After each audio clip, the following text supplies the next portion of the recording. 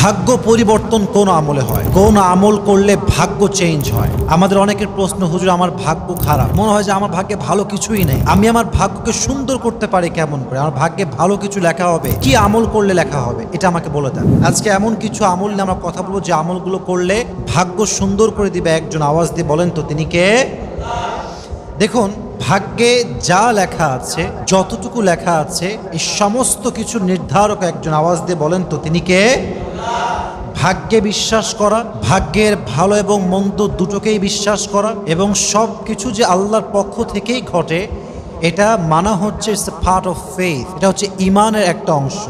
যে ভাগ্যে বিশ্বাস করে না তার মাঝে ইমানের ত্রুটি যুবক ভাইরা আছে না নাই? কোরআনে আল্লাহ তাআলা বলেছেন, ইন্না কুল্লা শাইইন খলাকনাহু বিকদর, ইন্না কুল্লা শাইইন খলাকনাহু বিকদর। আমি প্রতি জিনিসকে নির্ধারিতভাবে কি করেছি? সৃষ্টি করেছি। যখন যেটা হবার তখন সেটা হবে এবং সেটা ঘটাবে একজন। তিনি কে? দেখুন, আল্লাহ তাআলা মানুষের ভাগ্য নির্ধারণ করেছেন কয়েকভাবে। প্রথমটা হচ্ছে আসমান এবং জমিন সৃষ্টি হওয়ার 50,000 বছর আগে। কত হাজার বছর আগে?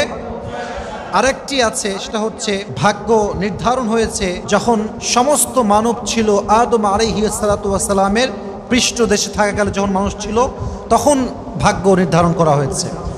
আরেকটা হচ্ছে মানুষ যখন মাতৃগর্ভে ছিল, এই মাতৃগর্ভে থাকার সময় মানুষের রিজিক কি হবে, মানুষের ভাগ্যে কি আছে, এটা লিখে দিয়েছে একজন। তিনি কে? আর 4 নাম্বার ভাগটা হচ্ছে প্রতি বছরে একবার। তাহলে আমরা মোট কয়টা পেলাম? 4টা। প্রথমটা হচ্ছে আসমান এবং জমিন সৃষ্টির 50,000 বছর আগে। আর একটা হচ্ছে আদম আলাইহিস সালাতু ওয়াস সালামের পৃষ্ঠদেশে থাকাকালে আল্লাহ তাআলা ভাগ্য নির্ধারণ করেছেন। 3 নাম্বার হচ্ছে মাতৃগর্ভে থাকা অবস্থায়। 4 নাম্বার হচ্ছে প্রতি বছরে। তো এটাকে আমরা অনেকে মনে করি শবে বরাতের যেই রাতটা আছে, লাইলাতুল বরাত। দেখুন, যদিও এর পক্ষে কিছু মতামত আছে যে ঠিক আছে এই রাতে ভাগ্য নির্ধারণ করা হয়, বাট সবচেয়ে গ্রহণযোগ্য মতামত হচ্ছে আল্লাহ তাআলা ভাগ্য নির্ধারণ করেন যে রাতটার নাম হচ্ছে লাইলাতুল কদর। বলেন সবাই, লাইলাতুল বরাত না লাইলাতুল কদর? লাইলাতুল কদর। কোরআনে এটার দলিলও আছে, ইন্না আনজালনাহু ফি লাইলাতুল কদর ওয়া মা আদরাকা মা লাইলাতুল কদর লাইলাতুল কদরি খায়রুম মিন আলফি শাহর। এটা হচ্ছে সেই রাত যেই রাত আল্লাহ তাআলা কোরআন নাযিল করেছে, এবং ফিহা ইউফরাকু কুল্লু আমরিন হাকিম। এই যে সূরাটা, ইন্না আনজালনাহু ফি লাইলাতিন মুবারাকা ইন্না কুন্না মুনযিরিন, আমি কোরআনটা নাযিল করেছি একটি বরকতপূর্ণ রাতে। এই যে বরকতপূর্ণ রাত, এই বরকতপূর্ণ রাতটাই হচ্ছে লাইলাতুল বরাত অনেকে বলে, আর বেশিরভাগ মত অনুযায়ী এই রাতটা হচ্ছে লাইলাতুল কদর। তাহলে বোঝা গেল ভাগ্য নির্ধারণ হয় এটা কি বরাত নাকি কদর? কদরে। আল্লাহ তাআলা আমাদেরকে বোঝার তৌফিক দান করুক। সকলে আমরা পড়ছি আমিন। ভাগ্য পরিবর্তন অনেকগুলো আমল আছে।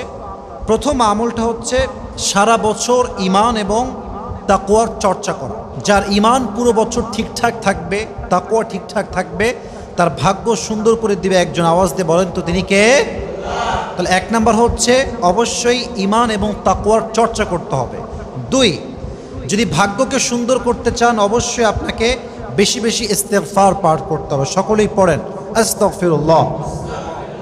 যে ব্যক্তি বেশি বেশি ইস্তেগফার পাঠ করে তার রিজিকে আল্লাহ বরকত দান করেন, তার বিপদ থেকে আল্লাহ রক্ষা করেন, এবং তাকে আল্লাহ তাআলা ভাগ্যে সুন্দর কিছু লিখে দেয়। সুবহানাল্লাহ পড়বেন না সবাই?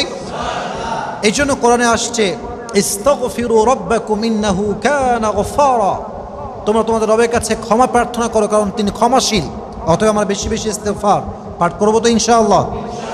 3 নাম্বার, ভাগ্য সুন্দর করতে চাইলে রিযা বিল কদা, দ্যাট মিনস ভাগ্যে যা আছে, যতটুকু আছে, যা পেয়েছেন তাতেই খুশি হয়ে পড়বেন আলহামদুলিল্লাহ। সবাই পড়েন আলহামদুলিল্লাহ।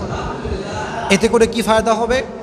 লাইন শাকারতুম লাযীদান্নাকুম, যে তার ভাগ্যে যা আছে ততটুকু যদি সে সন্তুষ্ট হয়ে যায়, আল্লাহ তার নিয়ামতকে আরো ডবল করে দেয়, আরো বাড়ায় দেয়। পড়েন সুবহানাল্লাহ। তাহলে আমরা সকলেই যা আছে ভাগ্যে এতেই পড়বো আলহামদুলিল্লাহ। সকলেই পড়েন আলহামদুলিল্লাহ। 4 নাম্বার, বেশি বেশি দান সাদকা করা। দান সাদকা করলে কি হয়? আল্লাহ তাআলা বিপদ দূর করে দেয়, বালাই থেকে মুক্তি দান করে, পাশাপাশি রিজিকে বরকত দান করে, সম্পদে বরকত দান করে, ভাগ্যে ভালো কিছু লেখা হয়। সুবহানাল্লাহ পড়বেন না আপনারা সবাই? এই জন্য আল্লাহ তাআলা আমাদেরকে দান করতে মোটিভেট করেছেন। অতএব আমরা যদি ভাগ্যে সুন্দর কিছু চাই, আমরা বেশি বেশি দান করবো। রাজি আছেন তো ইনশাআল্লাহ?